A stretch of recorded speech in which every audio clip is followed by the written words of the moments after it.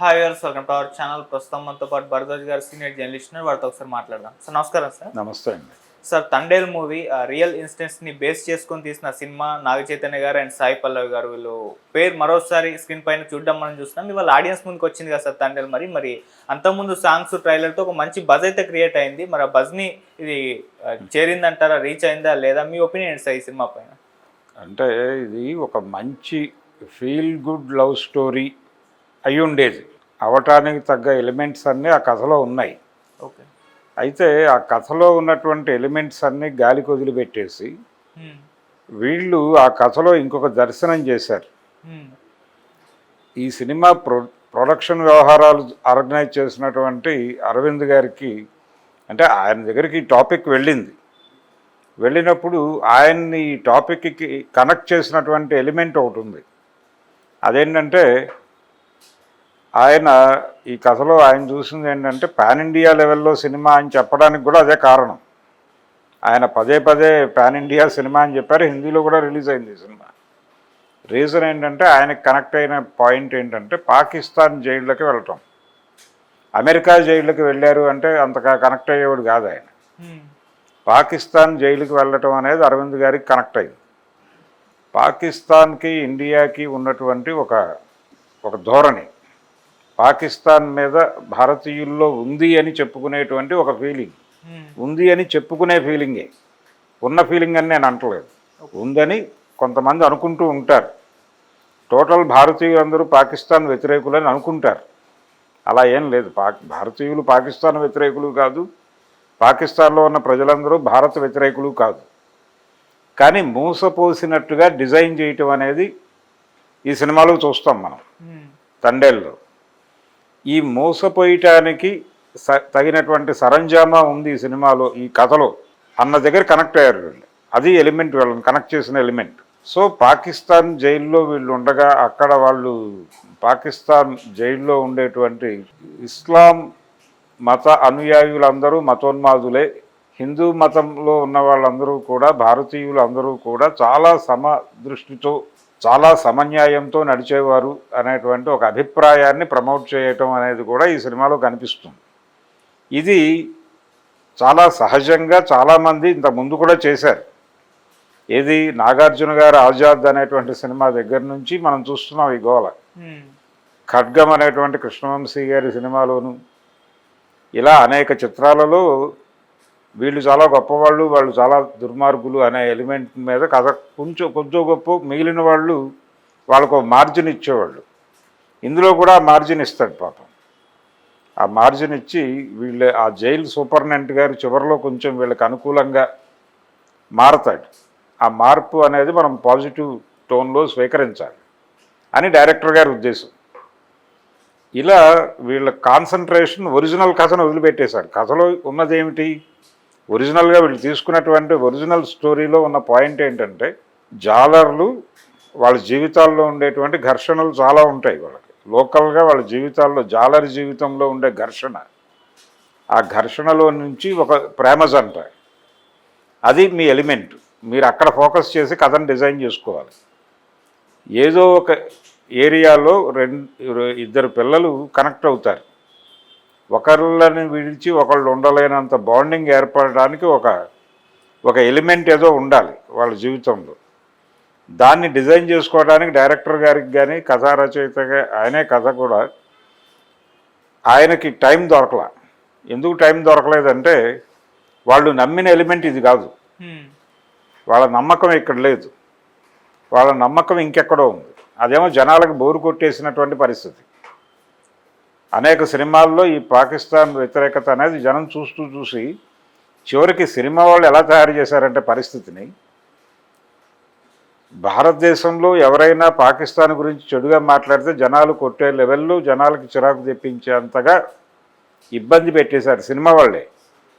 అంటే చాలా సందర్భాల్లో కొన్ని అంశాలు సమాజంలో బతుకుంటాయి, సాహిత్యంలో చచ్చిపోతాయి. అంటే వరకట్నం సమస్య ఉంటుంది, వరకట్నం వలన చచ్చిపోయే వాళ్ళు ఉంటారు. కానీ వరకట్నం మీద ఎవరైనా కథ రాస్తే అది రొటీన్ కథ అంటారు. అంటే సమస్య సమాజంలో బతుకుంటుంది కానీ సాహిత్యంలో చచ్చిపోతుంది. అయితే ఈ పాకిస్తాన్ ఎలిమెంట్ అనేది సాహిత్యంలో చచ్చిపోయింది, సమాజంలో బతికే ఉంది, సేమ్ కండిషన్. ఈ విషయం ఆయనకు తెలియదు. అంటే సమాజంలో కూడా వాళ్ళు ఒక రకంగా దీన్ని జనాలకి రకరకాల సినిమాల ద్వారా ఇంజెక్ట్ చేస్తూ చేస్తూ చేస్తూ ఇక్కడ ఉన్నటువంటి ప్రజలకు ఎంత చిరాకు తెప్పించారంటే పాకిస్తాన్ అద్భుతం అనే వాతావరణం జనాల మనసుల్లోకి జొప్పించేంతగా జుగుప్సాకరంగా తయారైంది. జుగుప్సై ఈ సినిమాలో చిత్రీకరించినటువంటి, జైల్లో చిత్రీకరించిన సన్నివేశాల్లో చాలా జుగుప్సాకరంగానే నడిచినాయి. అది చిరాకు పెట్టింది జనాలని. వీళ్ళు ఎప్పుడైతే ఇది కోర్ ఏరియా అనుకున్నారో, ఇదే మనకి డబ్బులు ఇచ్చే అంశం ఇదే అని చెప్పి వాళ్ళు డిజైన్ అనుకున్నారు, జనాలను ఎమోషనలైజ్ చేసే అంశం ఇదే అనుకున్నారు. ఆ అంశమే రాంగ్.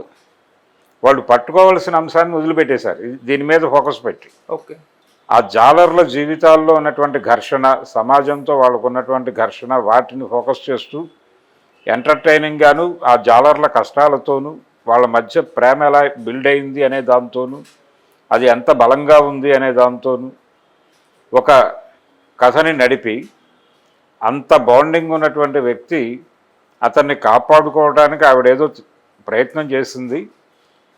ఆ ప్రయత్నాన్ని ఆవిడ హృదయాన్ని అర్థం చేసుకుని కూడా ఉన్నటువంటి పరిస్థితుల్లో ఆ అమ్మాయి నిర్ణయానికి వ్యతిరేకంగా వెళ్ళక తప్పని పరిస్థితి హీరోకి కల్పించి, ఆ ఘర్షణ వాళ్ళిద్దరి మధ్య, ఆ ఘర్షణని ఆధారం చేసుకుని కొంత కథను నడిపి, అక్కడి నుంచి వీళ్ళు పాకిస్తాన్ జైల్లోకి వెళ్ళి, ఆ జైలు నుంచి వీళ్ళని కాపాడుకోవటం ఎలా, వీళ్ళు అక్కడికి వెళ్ళారని తెలియదు, వాళ్ళకి వీళ్ళని ఎలా కమ్యూనికేట్ చేయాలో తెలియదు, వీళ్ళకి వాళ్ళు ఏమైపోయారో తెలియదు, వాళ్ళతో ఎలా కమ్యూనికేట్ చేయాలో తెలియదు.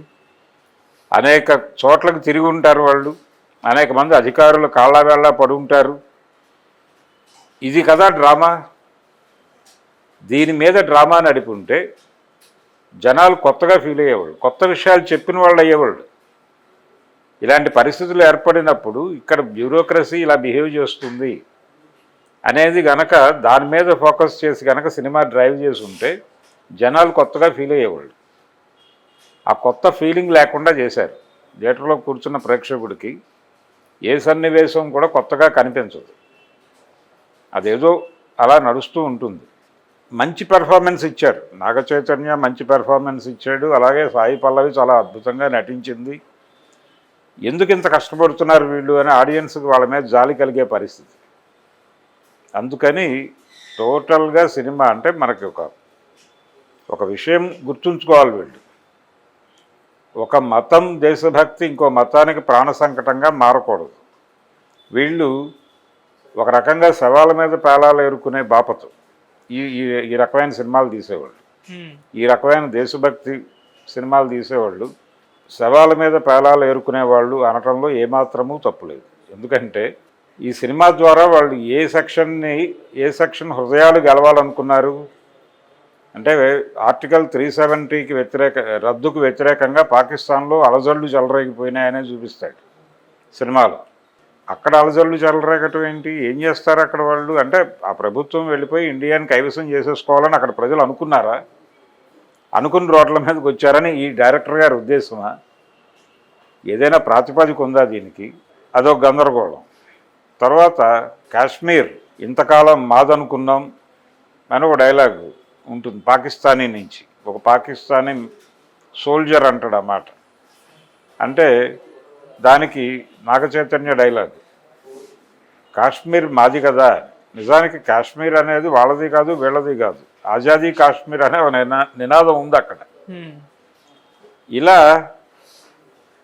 టోటల్గా వాళ్ళు చెప్పదలుచుకుంది ఏంటి, భారతదేశము పర్టికులర్గా హిందువులు చాలా సహనశీలురు, వాళ్ళు చాలా బ్యాలెన్స్డ్గా ఆలోచిస్తారు, కానీ పాకిస్తానీ వాళ్ళు ముస్లింలు అలా ఆలోచించరు అనేది చెప్పడం ద్వారా ఇక్కడ ఉన్నటువంటి మెజారిటీ మతాన్ని కనెక్ట్ చేసుకుని వాళ్ళే మన సినిమాకి ప్రేక్షకులు అనే ఒక భ్రమకి గురయ్యారు.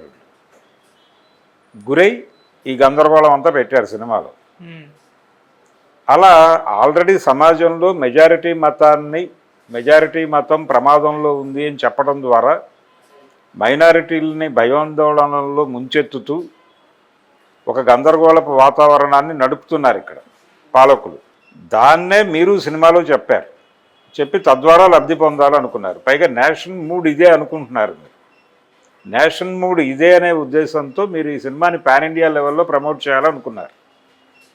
మీకు ఎప్పుడైతే ఈ పాకిస్తాన్ అనే మాట వినిపించిందో గంగవెర్రులు ఎత్తినాయి వాళ్ళకి, అరవింద్ గారికి ఎత్తి అసలు ఇది కదా అనుకున్నాడు ఆయన. ఇది పాయింట్, అసలు దీంతో మనం దున్నేయచ్చు అన్నాడు, దుల్లగొట్టచ్చు అంటాడు అందులో డైలాగ్. దుల్లగొట్టచ్చు అనుకున్నాడు, మార్కెట్ని దుల్లగొట్టచ్చు అనుకుని దిగాడు. ఏమాత్రము వాస్తవ స్థితిలో లేరు వీళ్ళు. కొంత బ్యాలెన్స్ చేయడానికి అసలు ఆ జైలు సన్నివేశాలు అన్నీ కూడా గందరగోళంగా తీశారు. ఏమాత్రము రీజను లాజిక్ లేదు దానిలో. ఇంత గందరగోళంగా జైలు సన్నివేశాలు తీయటం. రెండోది అది ఇప్పుడు ఆ జైల్లో ఉన్నారు వాళ్ళు, ఇక్కడ జనాలు ఉన్నారు, ఇక్కడ ఒక లవర్ ఉంది, లవర్ బయట ఉంది, ప్రియుడు లోపల ఉన్నాడు, వాళ్ళ మధ్య ఒక ఎమోషనల్ డ్రామా నడపచ్చు. దాన్ని కూడా గాలికి వదిలేశాడు డైరెక్టర్. అన్ని ఎలిమెంట్స్ ఈ సినిమాలో ఆడియన్స్ అంటే మీరు బయట లైన్ చెప్పారు, బయట రెగ్యులర్గా లైన్ ఏంటో చెప్పారు జనాలకు. జరిగిన కథ అన్నారు, జాలర్లు అన్నారు, పాకిస్తాన్ అన్నారు, మొత్తం అంతా చెప్పారు వాళ్ళు. ఆ చెప్పిందే తెర మీద చూపిస్తే ఎలాగా? మీకు ఒక బయట చెప్పిన దాన్ని ఆధారంగా లోపల ఇంట్రెస్టింగ్గా మీరు ఒక వేరియస్ కథ చెప్పాలి, ఓ సర్ప్రైజింగ్ ఎలిమెంట్స్ ఉండాలి. ఆ సర్ప్రైజింగ్ ఎలిమెంట్స్ ఏవీ లేవు దానిలో. అలా ప్యాసివ్గా సినిమా చెప్పుకుంటూ వెళ్ళిపోయారు.